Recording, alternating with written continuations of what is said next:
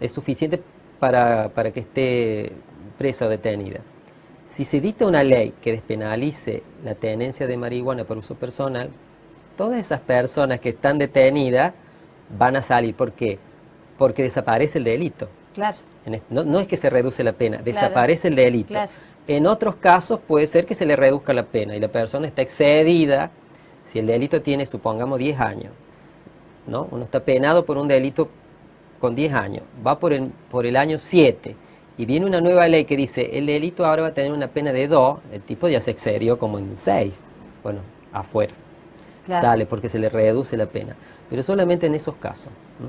Que se acepta la retroactividad benigna en el derecho penal. Bien, bien, ahí es cuando leemos todas las noticias en los diarios de las conmutaciones de las penas. Eso del todo 2 por 1, que en realidad era una ley más benigna, la gente en general estaba en contra, pero los presos estaban muy Felices. contentos por poder salir Obviamente. con estas leyes benignas. Bueno, muchísimas gracias entonces por esta aclaración. Espero que les haya sido útil también aquí. Y este vistazo de lo que es la interpretación, la integración y la aplicación del derecho, y sobre todo que haya quedado claro que interpretar no solamente interpretan los jueces, como decías vos, nosotros interpretamos también. absolutamente todos. Así que bueno, con esto se ha cumplido una parte de los objetivos de esta última parte de la materia, que es el módulo 4. Bueno, muy Muchas bien. gracias por venir y haber compartido este espacio con nosotros. De nada, gracias.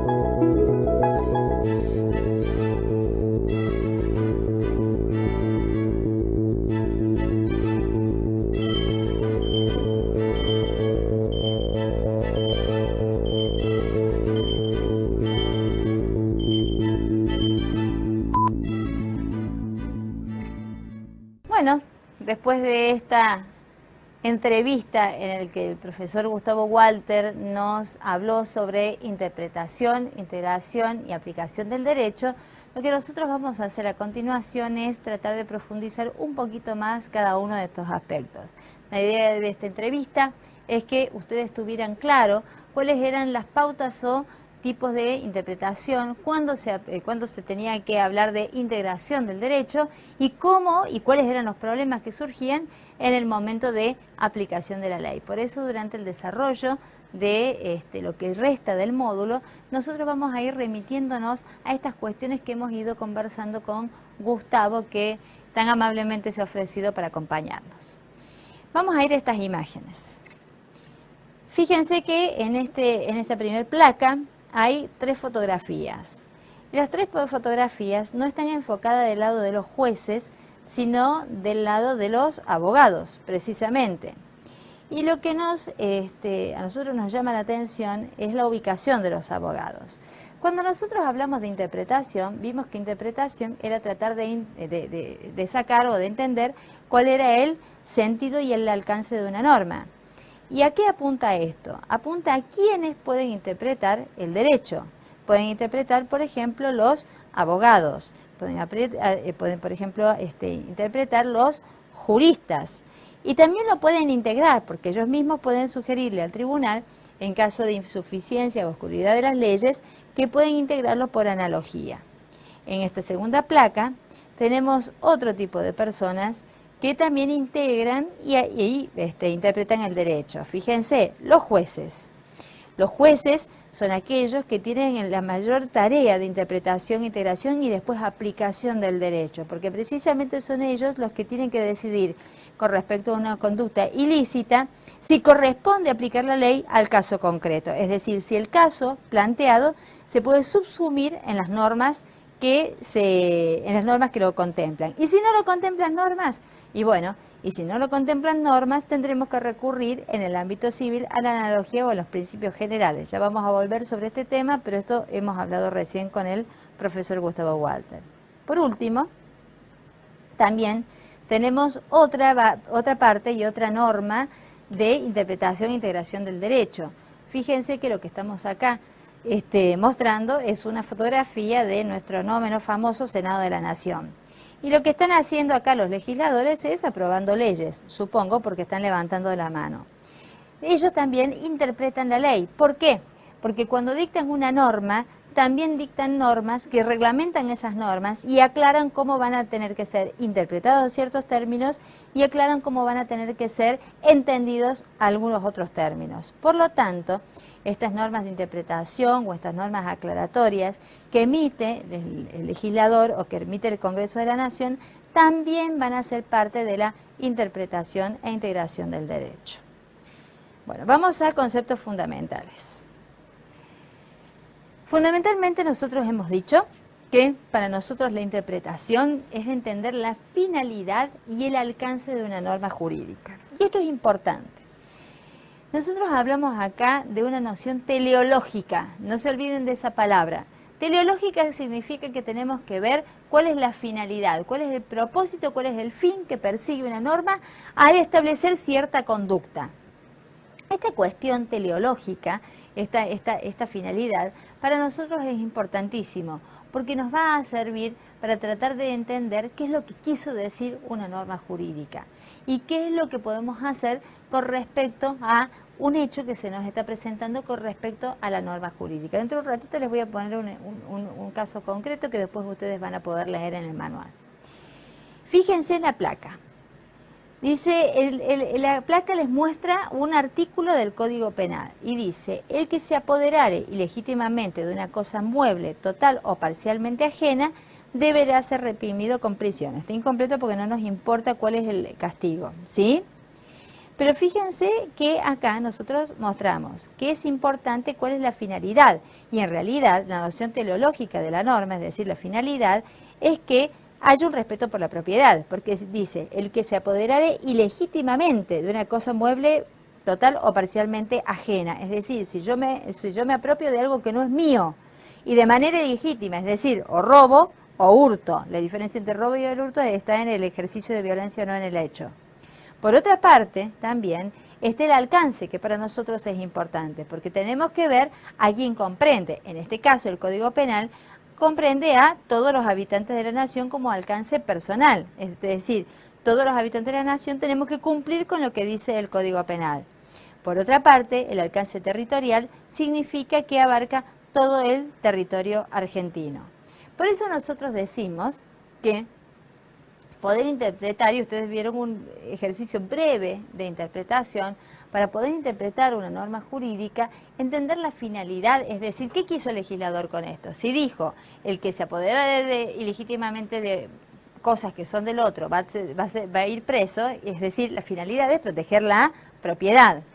El que es privado de la libertad sin una justa causa tiene una finalidad, y que las personas anden libres por el mundo, salvo que hayan cometido algún ilícito o algún hecho que sea susceptible de que sean privados de la libertad. Es decir, hay que ver cuál es la finalidad que tuvo el legislador en miras en el momento de establecer o de legislar una situación determinada. Por otra parte, también, y en el momento de la interpretación, tenemos que tener muy claro el alcance, es decir, a quiénes comprenden. ¿Por qué? Porque según esto es a quienes le vamos a poder exigir obediencia.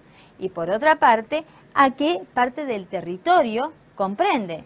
Porque si nosotros, por ejemplo, hablamos de la ley de medicina, la ley de medicina solamente abarca a los médicos y va a valer en todo el territorio nacional. Si nosotros hablamos de una ordenanza municipal, va a comprender solamente a los habitantes de esa ciudad y va a tener como alcance territorial solamente ese municipio. Por eso decimos nosotros, si tenemos que interpretar, también tenemos que saber no solamente cuál es la finalidad y tratar de establecer el sentido de esta norma en sentido semántico, sino también tenemos que saber a quién va dirigido y en qué tipo de lugar se puede aplicar. Porque si no, la interpretación que nosotros vamos a hacer va a ser un trabajo que va a ir en balde, es decir, no va a tener ningún tipo de sentido. Veamos. Para nosotros la interpretación es tratar de ver cuál es el verdadero alcance de las normas jurídicas. Si ustedes ven en la placa, a nosotros cuando hablamos del alcance y contenido de las normas se nos presentan dos problemas, que es la ambigüedad y la vaguedad. Tal como nosotros hemos dicho en la entrevista con el profesor Gustavo Walter, los temas de ambigüedad y vaguedad ya se han venido estudiando desde el primer módulo, ¿sí? Y dijimos, ambiguo es un concepto que en realidad puede ser entendido en varios términos. Y vamos a decir que vago es un concepto que puede ser entendido dentro de una noción de imprecisión que en realidad a lo que a nosotros nos va a servir es tenerlo acotado o bien definido. Nosotros, por ejemplo, dijimos que la palabra derecho para nosotros es una palabra ambigua y hemos visto que en realidad tiene distintas acepciones. Si ustedes se acuerdan lo que se vio cuando se vio los distintos sentidos o las distintas acepciones de derecho, hablamos de derecho en sentido subjetivo, objetivo, de derechos aduaneros y dijimos, bueno, hay que ver cuál es el contexto en el cual se aplica. Esta ambigüedad y esta vaguedad de lenguaje para nosotros es muy importante para el momento de interpretar la ley y tratar de ver qué quiso decir el legislador en el momento de establecer esa norma. Para eso, recuerden que dijo Gustavo Walter que es importante el tema de las definiciones estipulativas, es decir, nosotros vamos a estipular ciertas cuestiones y vamos a decir que esto significa tal cosa. Pero dijimos que también los problemas que se pueden presentar no solamente son de imprecisiones de ambigüedad o de vaguedad, sino también de un problema de sintaxis, es decir, una mala construcción, un problema de una coma mal puesta. El problema de la coma, dirían los penalistas. En algún momento cuando estudien derecho penal van a estudiar el problema de la coma. Entonces, cuando nosotros hablamos de ambigüedad y vaguedad, decimos este es el primer límite con respecto a las tareas de interpretación. Fíjense, un ejemplo. Si ustedes ven la placa, van a ver que aparece el artículo 2 de la Constitución Nacional. Y nosotros decimos, para nosotros, este es un ejemplo de ambigüedad. Dice, el gobierno federal sostiene, subrayado, el culto católico, apostólico y romano. A ver, ¿por qué decimos que es ambiguo? ¿Por qué decimos nosotros que para nosotros esto significa o implica un problema? Porque en realidad la palabra sostiene es una palabra ambigua. Para nosotros sostiene puede significar que sostiene de apoyar patrimonialmente, es decir, sostenerlo, mantenerlo, o puede ser sostiene en el sentido de que apoya o que está del lado de este culto católico, apostólico y romano. Entonces, ¿qué quiso decir la Constitución Nacional? ¿Qué quiso decir el legislador cuando puso el gobierno federal sostiene el culto católico, apostólico y romano? ¿Qué va a mantener a la iglesia? No. Lo que quiso decir es que es el culto que va a apoyar mayoritariamente. Eso nada más quiso decir. Pero fíjense que este es un ejemplo de ambigüedad. Por eso, en el momento de tratar de interpretar lo que es el derecho, esta ambigüedad queda de alguna manera resaltada porque se podría haber pensado cualquier otra cosa. Por ejemplo, que el Estado tenía que mantener a la iglesia. Veamos otro ejemplo. Un código viejo, o sea, un artículo viejo, un texto viejo del Código Penal, ¿sí? Pero para nosotros es un ejemplo muy bueno. Dice, cuando el hurto fuere de ganado mayor o menor, o de productos separados del suelo, o máquinas o instrumentos de trabajo dejados en el campo. Ahí está hablando de a qué se va a considerar hurto o robo dentro de lo que es un descampado. Fíjense ustedes que para nosotros el problema pasa por la palabra que está subrayada. Y decimos, dejados en el campo. ¿Qué significa? Que se va a referir el tipo penal a las máquinas o instrumentos de trabajo dejados en el campo, que es lo que está puesto de manera inmediata anterior, o que también ese dejados en el campo también va a incorporar las nociones de ganado mayor o menor o de productos separados del suelo. ¿A qué se va a referir? ¿Al ganado? ¿A los productos separados del suelo? ¿A las máquinas o solamente a las máquinas o instrumentos de trabajo dejados en el campo? Quizás a ustedes les parezca una banalidad, pero sin embargo este tipo de cuestiones para nosotros presentan interrogantes muy frecuentes. ¿A qué se refiere con este tema de dejados en el campo? ¿Por qué? Porque en realidad la coma hizo que se separara este texto del resto del contexto y solamente quedara acotado a la última parte, ¿sí? Este es otro ejemplo de problema de interpretación. Veamos. Vaguedad. Fíjense que dentro de lo que es la vaguedad, para nosotros, el Código Penal nos sigue dando un ejemplo muy bueno.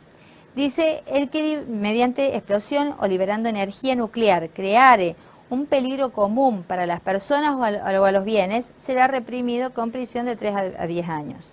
La pena será de 6 a 15 si hubiere peligro de muerte para alguna de las personas o peligro de destrucción de bienes de gran valor científico, artístico o natural. ¿Por qué decimos que es vago? ¿Por qué decimos que acá se presenta el tema de la vaguedad? Porque en realidad no tenemos la noción de lo que es el peligro de muerte, no tenemos la noción de lo que es el peligro de destrucción. ¿A qué vamos a llamar peligro de muerte? ¿A un peligro certero que ciertamente va a ocurrir? ¿O a una hipótesis de que en una situación determinada puede haber peligro de muerte? Lo mismo pasaría con el peligro de destrucción. Entonces, ¿qué tenemos que hacer? Vamos a tener que mirar la finalidad de la norma.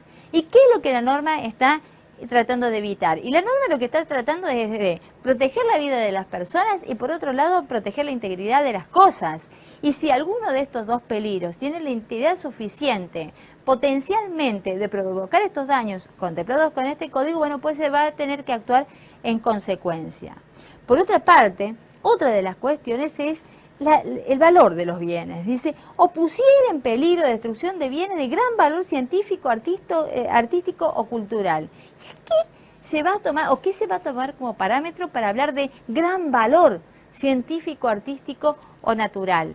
Vamos a tener que también ver qué es lo que el legislador quiso en el momento de poder establecer o en el momento de dictar estas normas. Yo les voy a dar un datito que no lo tienen en el manual y no lo hemos dicho anteriormente, y que es que para poder entender el sentido de las normas, para nosotros, por ejemplo, los abogados, es muy importante, en el caso de duda, leer la exposición de motivos de cada una de las leyes. Cada una de las leyes, ustedes han visto cómo se forman las leyes, en el momento de formación de las leyes y al ser presentado un proyecto de ley, por ejemplo, en el Congreso Nacional, tiene una exposición de motivos. Acá lo que se hace en esta exposición de motivos es explicar el por qué se ha creado la ley y en qué contexto y qué es lo que se pretende cumplir con el dictado de esta norma. Y quizás de esa manera podamos entender lo que quiere decir artículo 186 bis del Código Penal cuando habla de peligro, sin saber lo que es el peligro, porque es un concepto que en realidad es vago, tiene que estar bien precisado, tiene que estar bien definido su contexto, y también para saber a qué nos referimos cuando hablamos de gran valor científico, artístico o cultural. Vamos a ver otro ejemplo. Fíjense, dice, se impondrá prisión de 1 a 6 años al que matare a otro, encontrándose en un estado de emoción violenta. Para nosotros este término, emoción violenta, también es un término vago. ¿A qué se entiende por emoción violenta?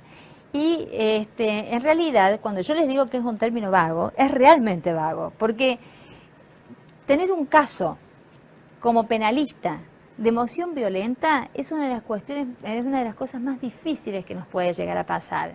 Si nosotros tenemos que defender a un cliente que al que queremos nosotros salvar, por así decirlo, de la aplicación de la pena por emoción violenta, vamos a tener que demostrar que estuvo en emoción violenta. ¿Y qué es la emoción violenta? Y está definida la emoción violenta.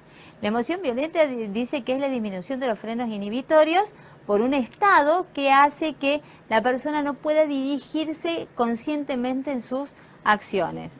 Bueno, ¿y eso qué significa? ¿En qué parámetros? ¿Cuál es el grado de inconsciencia? ¿Cuál es el grado de temporalidad? A ver, para darles un ejemplo. Si entra una persona a su casa y descubre a su pareja con otra persona, y lo más posible es que en un estado de emoción violenta, por ejemplo, pueda sacar un arma y matar. ¿Esto justifica el delito? No, no lo justifica, pero en estado de emoción violenta y suficientemente probado que esa vista, que esa escena a la que vio, a la que pudo acceder, a esa visión, le produjo a esta persona una disminución en los frenos inhibitorios y de la bronca y de la ira, no pudo controlar sus impulsos y realizó esta acción, no es que esté justificado el delito, sino que tiene un estado de emoción violenta y esto puede llegar a atenuarlo de la pena. Pero a ver, ¿y si tenemos otro caso? Por ejemplo, un caso que tuve yo que fue el caso Farías y lo tuve a los 2 años de recibirme. Era una persona que sabía que su esposa tenía un novio y que en un momento pudo comprobarlo personalmente. Cuando lo comprueba personalmente, se va de su casa. Se va de su casa, se toma un día para pensar lo que iba a hacer. A medida que iba el tiempo, iba subiendo su grado de angustia, consigue un arma, se va a buscar a la mujer, no la encuentra, porque previamente ya había hablado con ella, ya la había amenazado, no la encuentra, le encuentra en la casa de su suegro, les pega un tiro a los dos, mata al suegro, la mujer queda viva y se pega un tiro él y queda vivo. Entonces, nosotros lo recibimos en ese estado. Quedó vivo. ¿Cómo hacíamos para tratar de bajarle la pena o demostrar que era una emoción violenta? Nos decían los jueces, imposible. Imposible, doctora, no lo va a poder justificar nunca, porque pasó más de un día. ¿Y quién dijo que la emoción violenta duraba un día? Tuvimos que hacer un trabajo de enanos para demostrar que todo ese día sirvió para que esta persona fuera aumentando su grado de ira y su grado de impotencia para poder para poder aplicar la emoción violenta en este caso. ¿Vieron? Esta es una cuestión vaga. Sin embargo, les he dado un ejemplo práctico de lo que puede llegar a entenderse. Entonces vamos a decir, ¿cuál es la finalidad del legislador? La finalidad del legislador en este caso es decir, si tenemos disminuido los frenos inhibitorios, quizás podamos entrar en un estado de emoción violenta. Cuestión no tan fácil de demostrar. Vamos a una pausa y enseguida volvemos.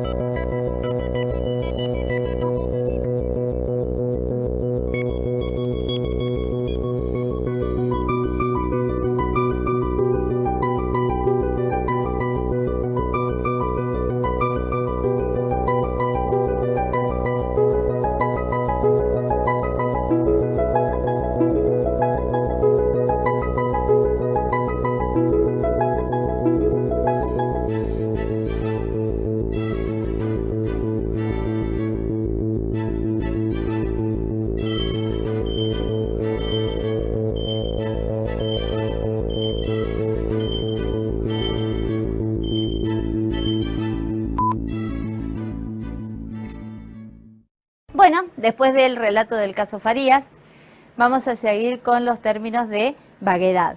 Fíjense este otro ejemplo. Artículo 103 y 937 del Código Civil. Estamos ya en otro ámbito. Artículo 103 dice, termina la existencia de las personas por la muerte natural de ellos. ¿Y a qué se llama muerte natural? Para nosotros es un término vago. ¿A qué se llama muerte natural? ¿Qué significa la muerte natural? Obviamente, para nosotros la muerte natural significa que cesan las triples funciones de cerebro, corazón y pulmón. Pero Cuando no cesan estas tres funciones, cesa una sola, o en la manera en que muere, bueno, queda como un término vago. Por otra parte, ponemos también, habrá intimidación, hablando de los vicios de la voluntad, es decir, a veces nosotros hacemos cosas que no queremos porque somos amenazados. Dice, habrá intimidación cuando se inspire a uno de los agentes por injustas amenazas, un temor fundado de sufrir un mal inminente y grave en su persona.